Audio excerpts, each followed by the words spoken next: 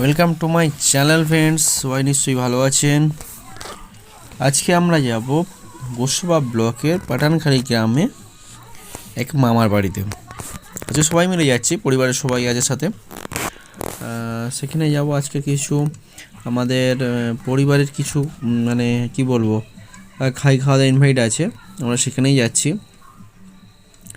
যাওয়ার পথে আপনাদের সবাইকে রাস্তার চারিদিকটা দেখাচ্ছি যে আমাদের দিকের যে পরিবেশটা, নেচারটা কেমন। আমাদের দুপাশে সবসময় দেখছেন যে পুরো মাঠ, দুপাশে রাস্তা মাঝখান থেকে গেছে। আমাদের দিকে চাষবাসটাই বেশি হয়, কৃষিকাজটাই মেনলি।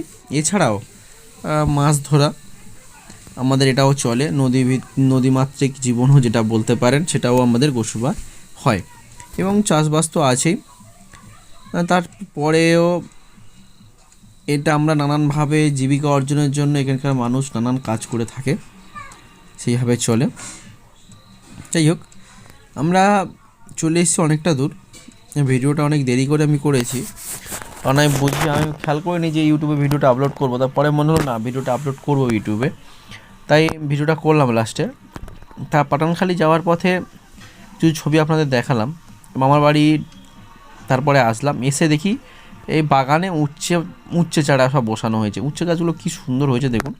পাঠানখালী এদিকে উচ্ছে চাষটা প্রচুর পরিমাণে হয়, আর এখানকার বাগানিরা উচ্ছে চাষে ভালো টাকাও ইনকাম করে। এই একটা কাজ, এটা যেমন আমি বলছিলাম আপনাদের যে কৃষিকাজ, এটা একটা বড় কাজ তাদের মধ্যে। এটা হচ্ছে আমার মামা, বড় মামা, এই উচ্ছে বাগানগুলো করেছে।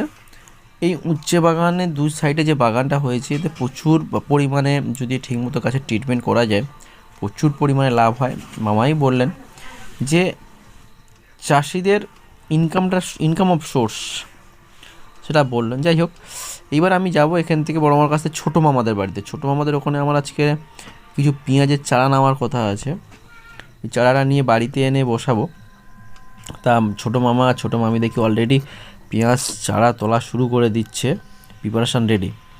তা মামাকে বললাম যে আমাকে ভালো দেখে পেঁয়াজ চারা দেবে, কোনো ব্যাগাটেরা পেঁয়াজ চারা দেবে না। তা মামা বললো ঠিক আছে, বলে আমি তুলে দিচ্ছি, তোরা মাটি ভাঙ। তা মামা শুরু করে দিল পেঁয়াজ চারা তোলা। যেহেতু বাড়িতে নিয়ে আসবো, 2 কাহন মতো বলেছি দিতে, কারণ আমাদের দেরি হয়ে যাচ্ছে। আমাদের আবার পাঠানখালী থেকে আমাদের গোসবাতে ফিরতে হবে, আর সন্ধে হয়ে যাচ্ছে। আমার একটু কাজ আছে বাড়িতে, তাই জন্য মামাকে বললাম একটু তাড়াতাড়ি করো যতটা পারো। আর এটা মামাদের বাড়ি হয়েই দেখা যাচ্ছে, দুপাশে যে পেঁয়াজ চারা, 10 কাঠা জায়গায় পেঁয়াজ শুধু চারা ফেলা হয়েছে।